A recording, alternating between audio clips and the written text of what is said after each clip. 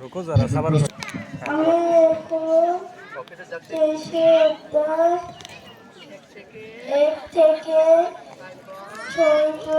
বলবো সদাপ্রভু আমার পালক, আমার অভাব হবে না।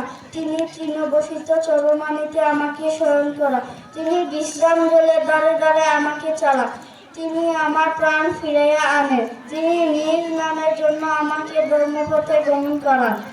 যখন আমি মৃত্যু ছায়ার উপত্যকাতে গমন করিব, তখনও আমি মঙ্গলে ভয় করব না, কেননা তুমি আমার সঙ্গে সঙ্গে আছো।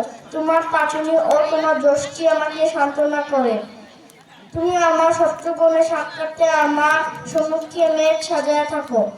তুমি আমার মস্তক তলে সিদ্ধ করিয়াছ, আমার পান পাত্র উঠিলে পড়িতেছে।